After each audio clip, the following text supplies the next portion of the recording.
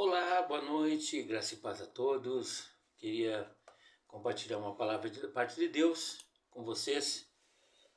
Nós estamos vivendo um tempo muito interessante, um tempo em que nós precisamos parar para refletir sobre algumas coisas importantes sobre o reino de Deus. E uma das principais coisas que eu tenho, na verdade, pensado muito, né? E tenho levado esse assunto muito a sério, de uma certa relevância na minha vida, é o fato de que nós precisamos aprender a imitar Jesus, a forma como ele tratava as pessoas, como ele convivia no seu dia a dia, como ele lidava com as situações adversas, como ele lidava com as situações, por assim dizer, em todos os gêneros no dia a dia, no cotidiano de Jesus. Ele convidou os apóstolos para andar com ele, para aprenderem como ele fazia. Eu creio que Jesus pregou muito mais com as atitudes do que com as palavras, embora as palavras dele são infinitamente, assim, muito abençoadoras. As palavras que ele deixou escritas são de um norte maravilhoso para nossas vidas. Mas Jesus tratou com as prostitutas de uma forma, com os pecadores de uma forma, com os religiosos de uma forma, tratou de outra forma, não é? Pessoas que eram seguidores, os discípulos de outra forma, e ele sabia, na verdade, se comportar diante dessas coisas. E eu creio que a tônica do cristianismo é saber como se portar, como viver como Cristo viveu, andar como ele andou, aprender com ele, enfim, sabermos nos portar diante de situações, de críticas e de adversidades que nós encontramos no dia a dia, né? Jesus tratou com os publicanos e os colhedores de impostos de uma forma específica.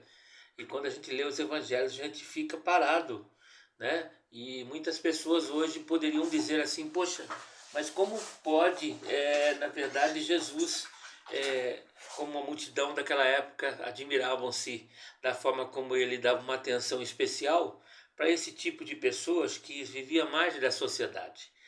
Em Lucas capítulo 19 nós encontramos a história de Zaqueu, não é? Que era um homem pequeno, de pequena estatura, né? Ele era um homem baixinho, né? De pequena estatura, não era um anão, mas era bem baixo comparado à multidão, né? E a sua história é muito intrigante. Tem todo o drama da vida real que nós precisamos parar para entender. Tem um lado cômico até disso tudo, né? Tem um convite profundamente espiritual, não é?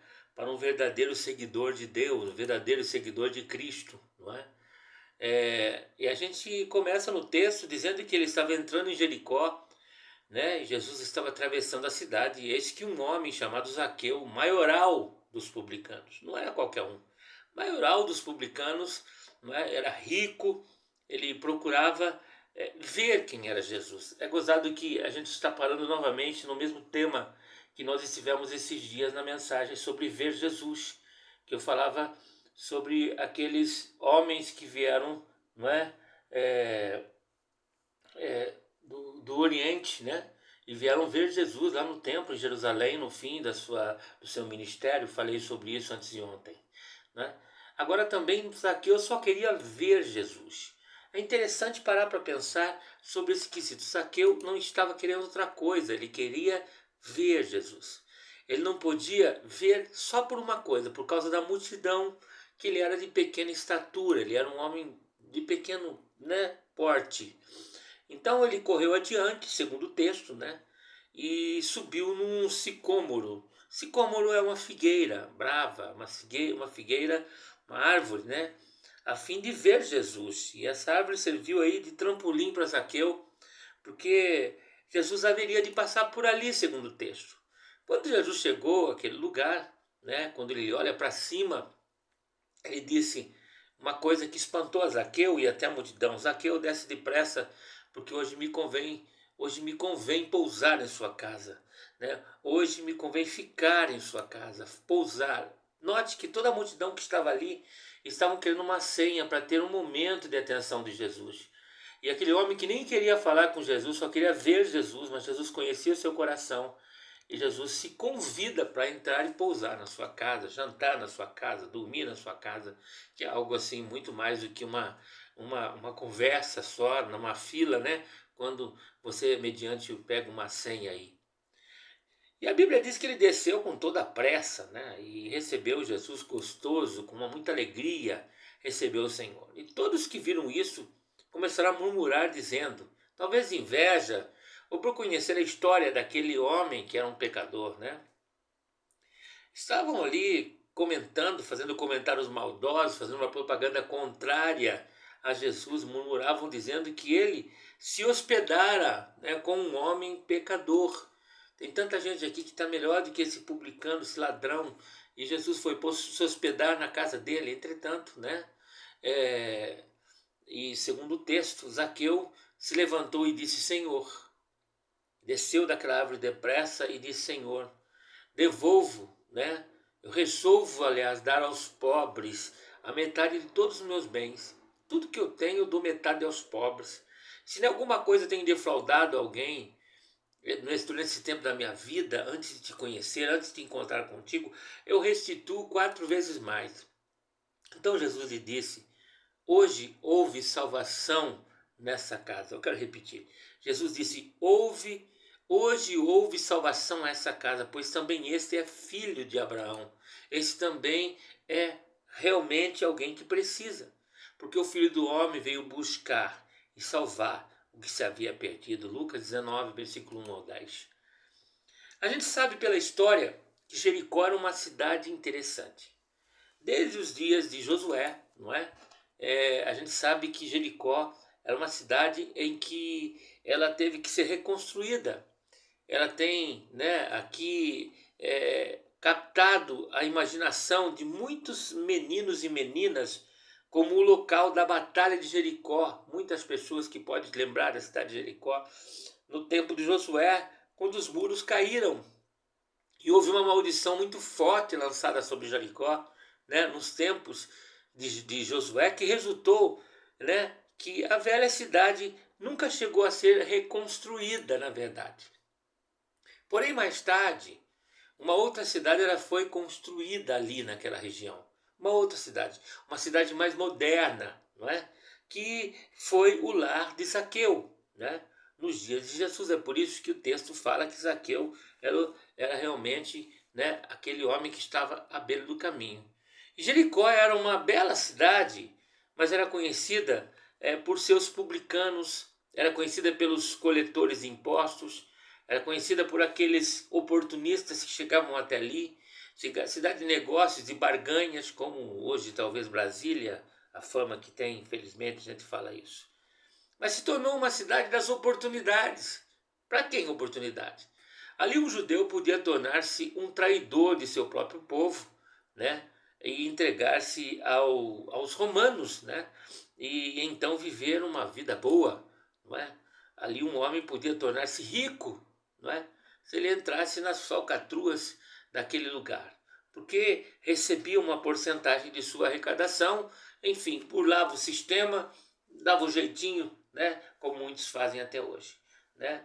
E se sua arrecadação fosse grande, assim seria a sua comissão também, não é? Ele poderia alcançar, galgar outros patamares. Zaqueu era um publicano, né? Ele era não apenas um publicano, né? Ele era chefe entre os publicanos, ele que comandava aquele sistema, ele comandava aquela situação. Ele sabia tudo que era falcatrua, ele sabia como perverter, sabia como corromper uma pessoa. Zaqueu era um expert naquilo que ele fazia, não é? Ele sabia realmente o que fazer para levar vantagem. Ele era na verdade, um diretor de serviços de renda interna daquele lugar, uma espécie de secretário. Zaqueu não era qualquer um. Era uma espécie de secretário da fazenda para aquela área de Jericó. Era um secretário da fazenda, por assim dizer. Mas ele era pequeno, um homem de pequena estatura. E a despeito da sua pequena estatura, segundo o texto, ele havia alcançado, né, a posição em que podia caminhar pelas ruas da cidade de Jericó e fazer as pessoas tremerem por causa do seu poder, né? Da autoridade que residia, né? Na vida dele como um trabalhador, na posição que ele galgou e ocupava naquela época, né? E ele dificilmente, né, parecia um pequeno candidato para os reinos dos céus, não é? Pelo menos em nosso padrão, né? Mas para os padrões do mundo era como um homenzinho, né, poderoso, mas de pequena estatura. Ele tinha ouvido falar de Jesus. A gente sabe que o Espírito Santo já estava operando no coração de Zaqueu, né? E Zaqueu queria desesperadamente ver a Jesus. Ele queria só ver a Jesus. Zaqueu disse que ele queria ver quem era e quem ele era, quem Jesus era. Ele não estava preocupado com outra coisa, ele estava preocupado em ver Jesus, né? Isso não diz que ele queria ver, né, o que Jesus fazia, ou ouvir o que Jesus dizia. Não, ele não estava preocupado com isso. Ele só queria ver. Ele subiu naquela figueira para ver. Ele vai passar por aqui, eu vou ver, ele vai embora, seguir caminho e continua a minha vida do jeito que está, a vida dele do jeito que está e tudo beleza, né? Ele queria ver quem era ele, não é? Ele queria ir ao âmago da questão, mas ele queria ver quem era. No coração dele havia um arrependimento. É uma coisa boa, né? Uma coisa interessante a gente parar para pensar. Uma coisa é saber algo sobre o que Jesus fazia, né? E o que Jesus dizia. E outra coisa é saber quem Jesus era, né? Uma coisa é saber algo sobre uma pessoa, o que ele fala, o que ele faz, do que ele é, né? Outra coisa é saber quem ele é. Zaqueu só queria saber quem Jesus era, né? A verdade é que muitos dos que Jesus disse, né, já tinha sido, muitas coisas que Jesus havia falado tinha sido já dito nas literaturas rabínicas. Zaqueu com certeza já tinha conhecimento, né? E houve muitos milagres nos dias de Elias e Eliseu e outros profetas. Zaqueu conhecia todos esses escritos. Então ele estava preocupado com o lado milagroso, com o lado, né, do poder. Ele queria ver Jesus. Talvez ele não se sentia digno, né, de ter Jesus na sua vida, na sua casa, muito menos, né? E como diz lá Natanael e Felipe, né, a própria palavra de Deus diz, dois dos discípulos de Jesus tinham considerado Jesus como algo mais do que o filho de José de Nazaré.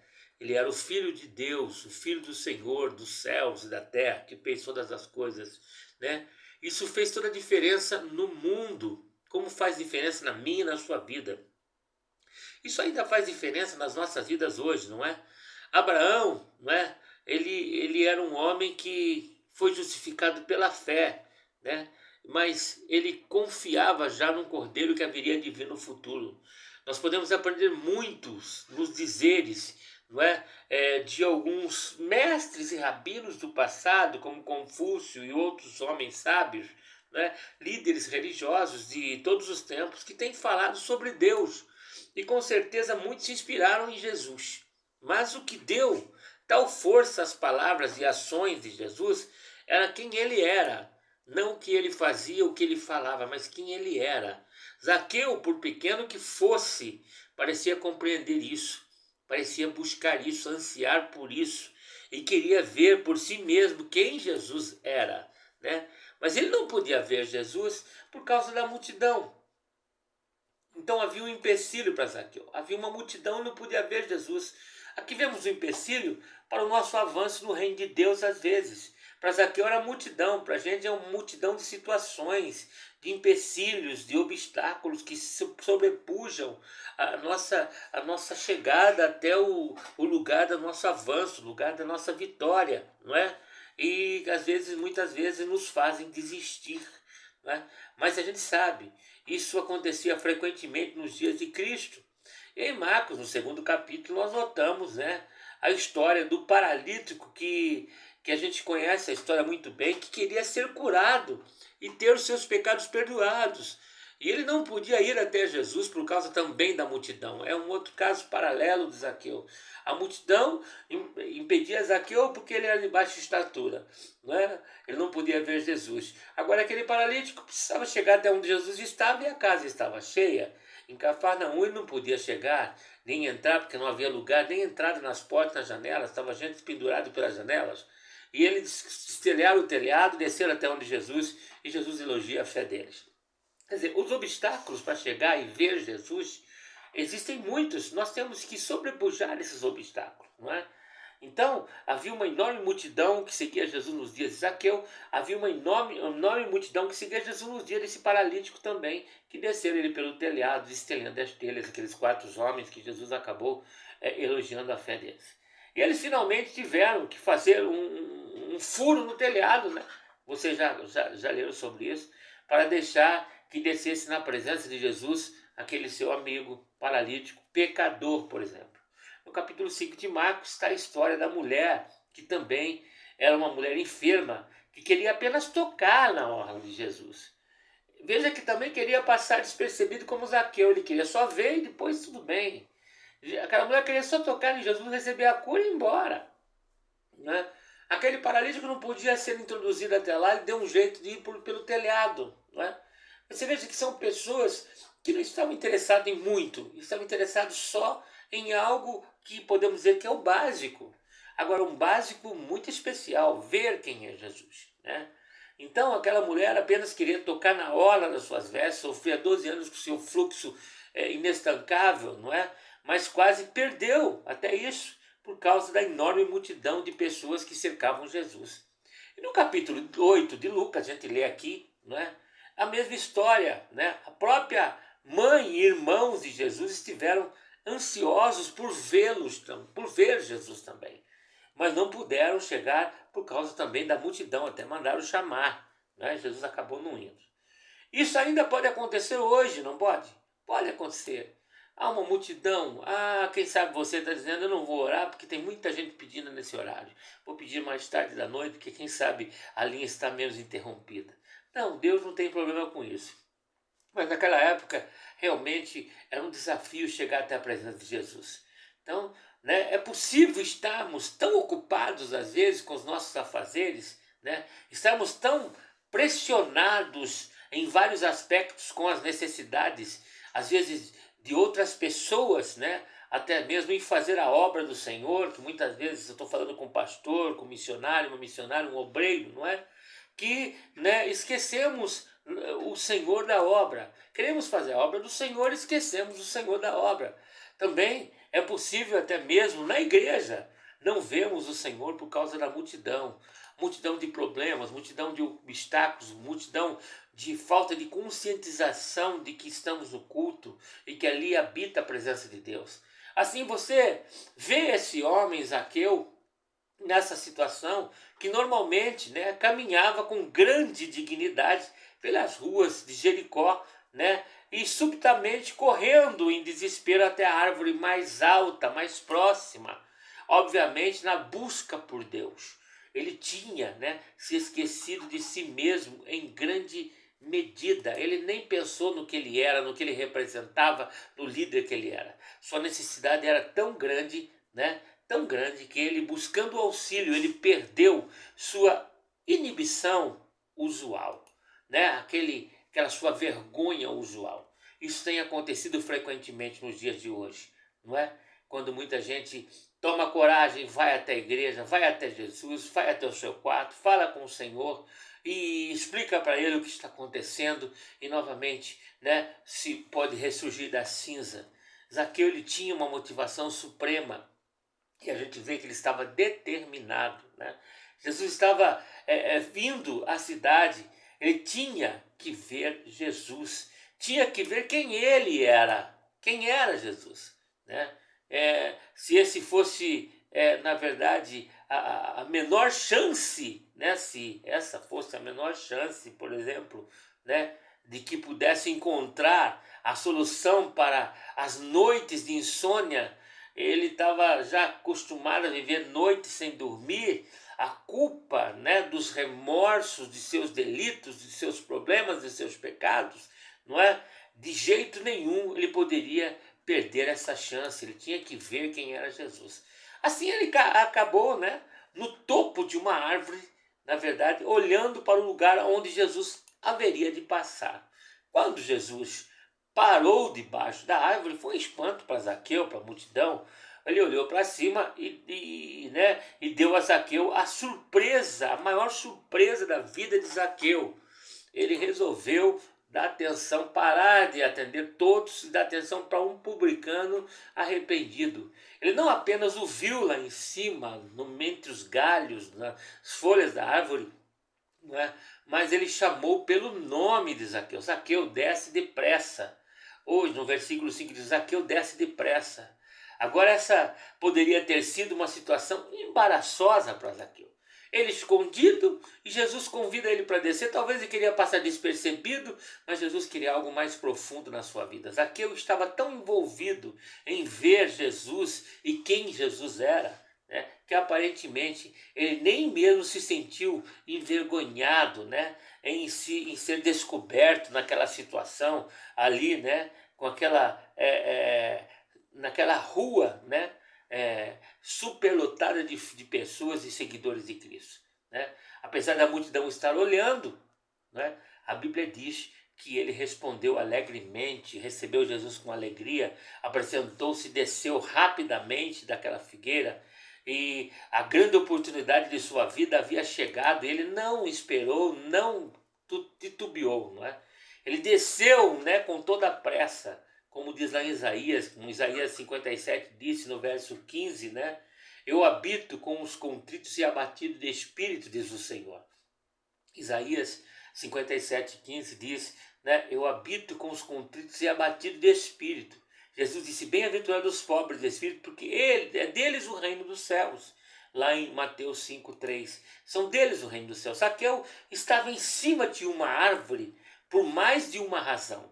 Ele estava ali por mais de uma razão, não é?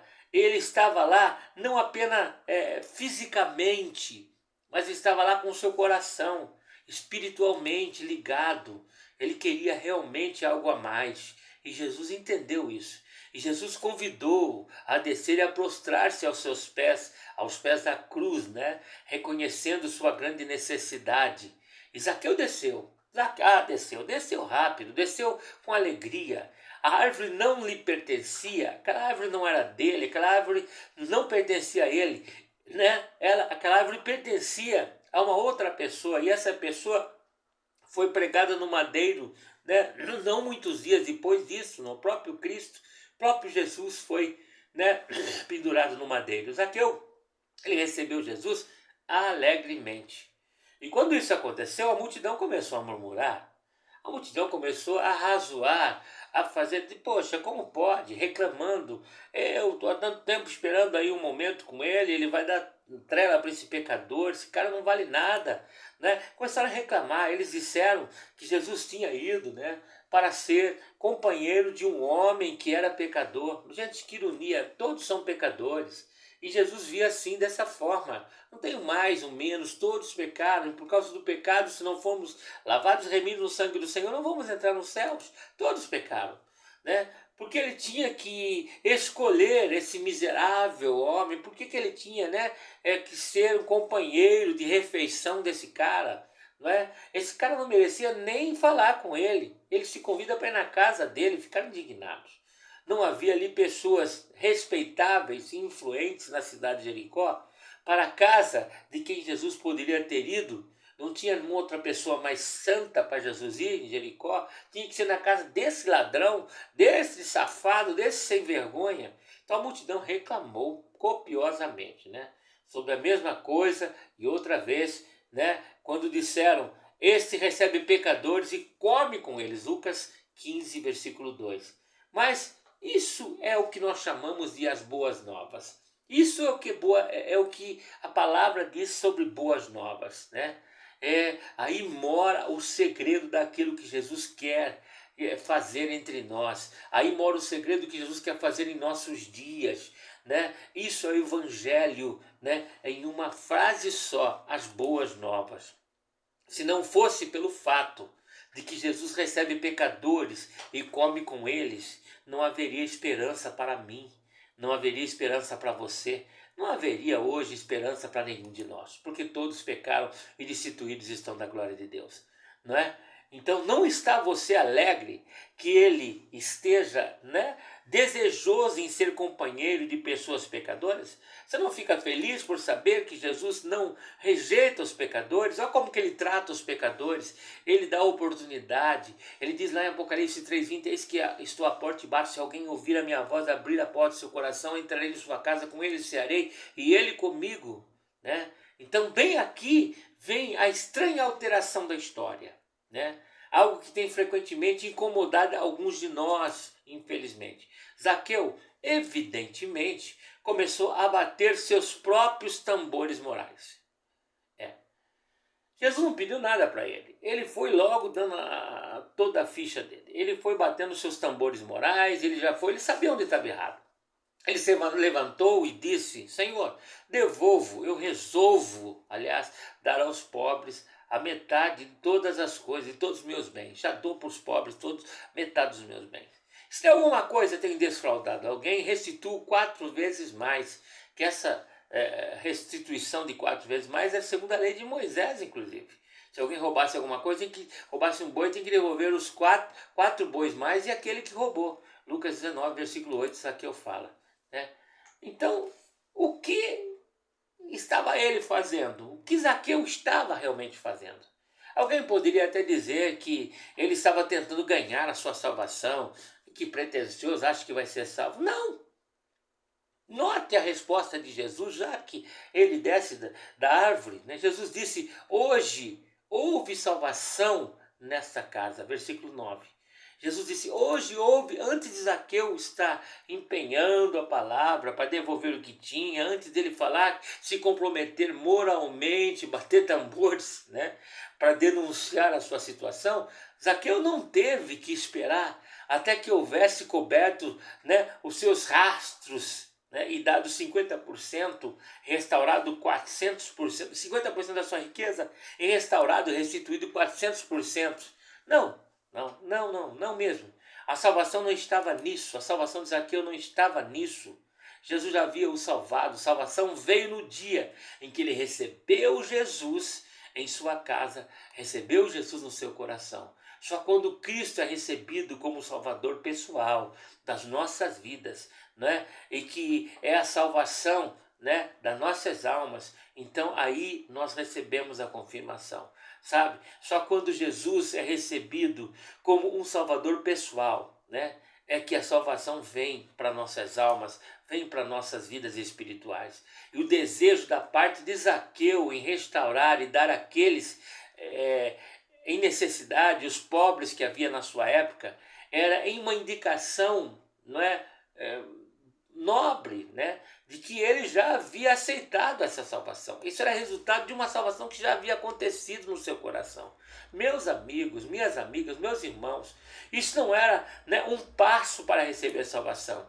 Né? Há alguma diferença aí? Claro que há. Isso era o resultado da salvação, não a causa da salvação.